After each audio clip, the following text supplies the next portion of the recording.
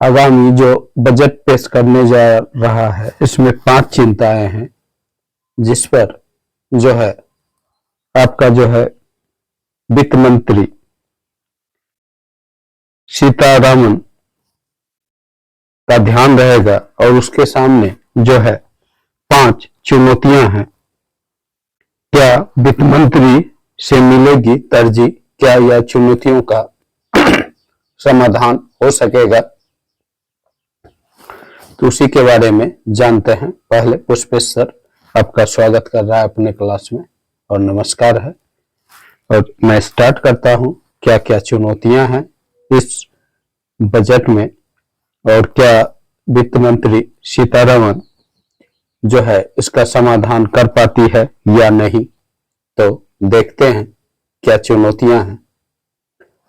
पहला जो है भारत की वित्त मंत्री जो है सीतारमण लगातार जो है 8वीं बार बजट पेश करेगी। यह 8वीं बार होगा उसका बजट जो पेश करेगी। मोदी सरकार के तीसरे कार्यकाल के लिए बजट जो है 2025 कई मायने से चुनौतीपूर्ण रहने वाला है। वैश्विक चुनौतियों के बीच भारतीय अर्थव्यवस्था के विकास यात्रा को बनाए रखना सरकार के लिए सबसे बड़ी चुनौती होगी 2025 के बजट में, क्योंकि वैश्विक अर्थव्यवस्था तेजी से बढ़ रहा है और जो है उस संदर्भ में भारतीय अर्थव्यवस्था को बढ़ाना बहुत बड़ी चुनौती वित्त मंत्री के सामने होगी।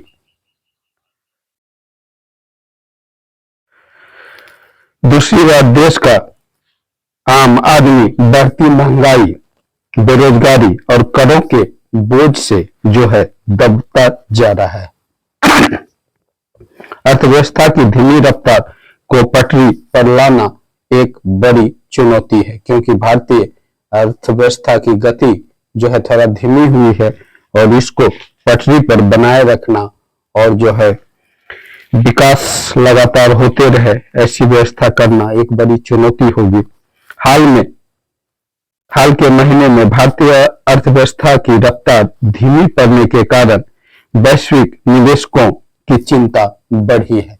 भारतीय अर्थव्यवस्था जो है धीमी हुई है जिससे कारण निवेशक जो है उसकी चिंता बढ़ी है। घरेलू शेयर बाजार में बीते कुछ महीने के दौरान इस कारण लगातार गिरावट देखने को मिली है और शेयर बाजार भी जो है धीमी रफ्तार अर्थव्यवस्था के कारण भारतीय शेयर बाजार भी जो है गिर रहा है।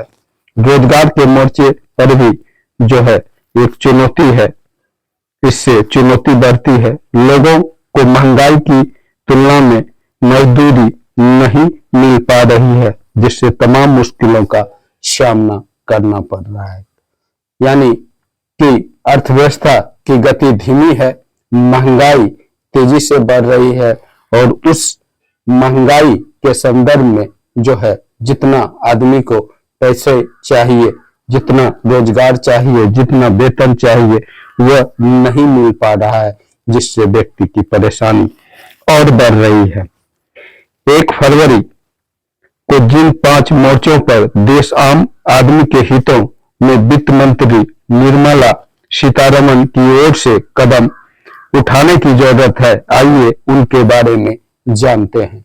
किस किस चीज में जो है अर्थव्यवस्था को पटरी पर लाने, महंगाई बेरोजगारी दूर करने के लिए सीतारमण जो है वित्त मंत्री इस बात पर ध्यान देना होगा उनको।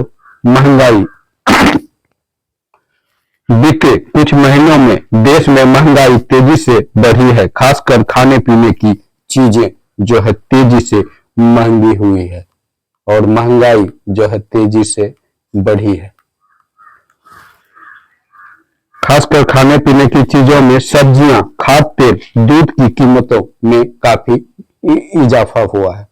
दूध हुआ, सब्जी हुआ और जो है खाद्य तेल में काफी महंगाई बढ़ी है, काफी इसका इजाफा हुआ है कीमत। इस कारण आयात शुल्क में इजाफा करना था दूध की कीमतों में भी उत्पादन खर्च बढ़ाने का हवाला देकर इजाफा किया गया।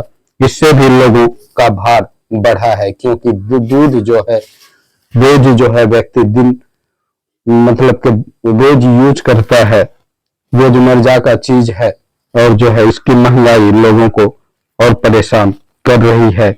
और कहा जाता है कि दूध उत्पादन में कीमत में इजाफा का कारण यह है कि उसमें जो है उत्पादन खर्च बढ़ा है, जिसके कारण कीमत बढ़ी है। और जो है 1 फरवरी को बजट में ऐसे नीतिगत ऐलानों की उम्मीद की जिससे अगले वर्ष महंगाई से निजात मिल सके। ऐसा उपाय करना होगा बजट में जिससे महंगाई से व्यक्ति को जो है निजात मिले। और महंगाई किस किस चीज में है? खाद्य तेल, सब्जी, दूध। वृद्धि दर में जो है सुस्ती हुआ है, अर्थव्यवस्था का वृद्धि दर जो है सुस्त हुआ है, वृद्धि दर जो है सुस्त हुआ है। इस पर क्या करना चाहिए वित्त मंत्री को? इस संदर्भ में जो है इन बातों पर ध्यान देना चाहिए। राष्ट्रीय सांख्यिकी कार्यालय के अनुसार 2024-25 में भारतीय अर्थव्यवस्था यानी 2024-25 में भारतीय अर्थव्यवस्था की वृद्धि जो है 6.4% बताया गया है। और इसका अनुमान लगाया गया है कि 24-25 में 6.4% जो है अर्थव्यवस्था वृद्धि करेगा। कोरोना संकट के बाद वृद्धि दर का यह अनुमान सबसे कम है। 6.4 जो है सबसे कम अनुमान है यह वृद्धि दर का। हालांकि जानकार मानते हैं कि 2024 में आम चुनाव के बाद आधारभूत ढांचे पर पूंजीगत खर्च में नरमी आने से देश की जीडीपी वृद्धि दर प्रभावित हुई है। आने वाले वर्ष में यह फिर से गति पकड़ सकती है। आधारभूत ढांचे की परियोजना में बड़े पैमाने पर सीमेंट, स्टील मशीनों का इस्तेमाल होता है, जिससे इस क्षेत्र में कारोबार बढ़ता है। साथ ही उत्पादन बढ़ाने से लोगों के निर्माण क्षेत्र में नौकरी भी मिल पाती है। जानकार मानते हैं कि विकास दर और रोजगार की संभावना को बढ़ाने के लिए पूंजीगत व्यय को बढ़ाना जरूरी है। इसीलिए 2025 में वित्त मंत्री की ओर से पूंजीगत व्यय के मोर्चे पर ध्यान केंद्रित करने की उम्मीद है, ताकि देश की बेपटरी हुई वृद्धि फिर से ट्रैक पर लौट जाए। यानी कि वृद्धि दर सुस्त हुआ है, निर्माण कार्य में जो है खर्च अधिक हुआ है और विकास सुस्त हुआ है। लेकिन ऐसा अनुमान किया जा रहा है कि आगे फिर अर्थव्यवस्था जो है निर्माण कार्य पूरा होने के बाद उस संदर्भ में रोजगार बढ़ने के कारण जो है वृद्धि दर में जो सुस्ती है फिर से जो है उसमें इजाफा होगा। और तीसरा, रोजगार के मोर्चे पर यदि देखा जाए तो इस पर देखिए क्या है रोजगार की स्थिति। तो इसमें देखिए देश में पिछले कुछ महीने से नए रोजगार के आंकड़े उम्मीद से कम रहे। इस मोर्चे पर भी बजट 2025 में वित्त मंत्री निर्मला सीतारमण ने ठोस उपाय की उम्मीद है। देश में बड़े पैमाने पर युवाओं की आबादी नौकरी के लिए संघर्ष कर रही है। सरकारी नौकरी में उम्मीद के अनुरूप बहाली नहीं हो रही है। निजी नौकरियों में मेहनत अधिक, आमदनी कम वाली स्थिति है, जिससे युवा निराश हैं। ठेके पर बहाली और सेना में अग्निपथ जैसे योजनाओं पर भी नौकरी की बाट जोड़ रहे युवाओं के बीच काफी विरोध रहा है। कोविड के दौरान खेती करने वाले लोगों की संख्या में अचानक वृद्धि हुई थी, क्योंकि करोड़ों प्रवासी मजदूर अपने घर को लौट गए। जो कामगार शहरों को छोड़ अपने घर लौटे, उनकी पूरी तरह वापसी नहीं हो पाई, जिसकी वजह नौकरियों की किल्लत और शहरों में व्याप्त महंगाई। इसीलिए रोजगार के मोर्चे पर वित्त मंत्री को ठोस उम्मीद करना चाहिए, क्योंकि आज जो है युवा परेशान है, क्योंकि उसको जो रोजगार मिलता है सरकारी क्षेत्र में बहाली होती नहीं है और प्राइवेट क्षेत्र में इतना कम पैसा दिया जाता है कि उसकी परेशानी इससे कम नहीं होती है। और युवा में इस लेके काफी विरोध है। कोविड के बाद जो है रोजगार भी उस हिसाब से नहीं बढ़ा है और जो है इस तरह से ठेके पर बहाली कुछ कुछ होता है, उससे भी जो है उसकी युवाओं का जो है मनोकामना यानी कि उसका जो है उम्मीद पूरा नहीं हो पा रहा है। वेतन में धीमी वृद्धि, चौथा देखिए, वेतन में धीमी वृद्धि, धीमी वृद्धि यह भी एक समस्या है। वेतन में उस हिसाब से वृद्धि नहीं हो रहा है। देश में पिछले कुछ वर्षों से जिस गति से महंगाई बढ़ी है उस गति से लोगों की आमदनी नहीं बढ़ पाई। देश के लोग के बीच उपभोग घटने का यह भी एक बड़ा कारण है। जानकार उपभोग में कमी का कारण मजदूरी और मध्यम आय वाली नौकरियों में वेतन वृद्धि की धीमी रफ्तार को मानते हैं। जानकारों के अनुसार कॉर्पोरेट जगत का मुनाफा बढ़ने के बावजूद महंगाई के अनुपात में लोगों का वेतन नहीं बढ़ पाया है। उद्योग संगठन FICCI staffing solution company Quess Corp की पड़ताल भी यही है। 2000 जो है 19 से 23 के बीच इंजीनियरिंग, विनिर्माण, प्रोसेसिंग, बुनियादी ढांचा कंपनी में महज 0.8% की वृद्धि हुई है। वही एफएमसीजी कंपनियों के मामले में वेतन वृद्धि का आंकड़ा औसत से जो है 5.4% रहा, जो बहुत मामूली है। अर्थव्यवस्था में एक तरह वेतन का हिस्सा कम हो रहा है, कॉर्पोरेट जगत का मुनाफा बढ़ रहा है। वित्त मंत्री को इस बारे में बजट के इस मोर्चे पर आम लोगों के प्रति संवेदनशील बढ़ते हुए फैसले लेने की जरूरत है।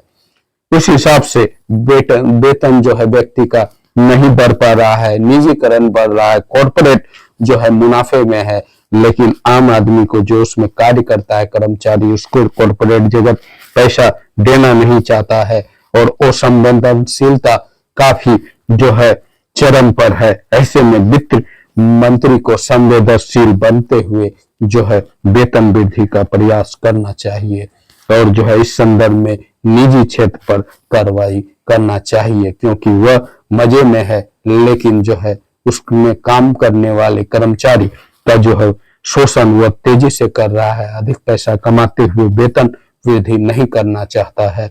इस पर जो है वित्त मंत्री को ध्यान देने की जरूरत है। अब पांचवा है आयकर। इन सब बिंदुओं पर ध्यान देना जरूरी है। यह समस्या एक तरह से देश के सामने अभी है। बीते कुछ सालों में देश के बजट में आयकर के मोर्चे पर लोगों को कोई खास राहत नहीं मिली। बजट में इनकम टैक्स पर हर साल सरकार कुछ ऐलान करती है, पर करों के भारत से दबे आम आदमी, खास नौकरी पेशा वर्ग, इससे कोई बड़ी राहत नहीं मिलता है। इस बार बजट में कई संगठनों से सरकार ने आयकर में छूट का दायरा बढ़ाकर 10 लाख रुपये करने की मांग की। राष्ट्रीय स्वयंसेवक संघ से जुड़े श्रमिक संगठनों ने भी ऐसी मांग रही है। ऐसे में इस बजट में आयकर का बोझ कम करने के लिए फैसला लेना सरकार के लिए बड़ी टास्क है। अगर सरकार मध्यम और नौकरी पेशा वर्ग को राहत पहुंचाना चाहती है तो उससे पहले राहत आयकर के भारत में कटौती कर ही कर दी जाती है। ऐसे में जो है बजट 2025 में वित्त मंत्री ने आयकर के स्लैब में बदलाव और नई पुरानी टैक्स रिज्यूम के तहत करों में राहत का फैसला लेने की उम्मीद होगी। यह था बजट की जो है बजट से पहले जो पेश होने वाला है। आज कुछ जो है समस्याएं थी भारत के साथ, यहाँ के अर्थव्यवस्था के साथ, और इनको जब तक दूर वित्त मंत्री नहीं करती है, सरकार दूर नहीं करती है, तब तक जो है विकास जो है रफ्तार से नहीं होगा।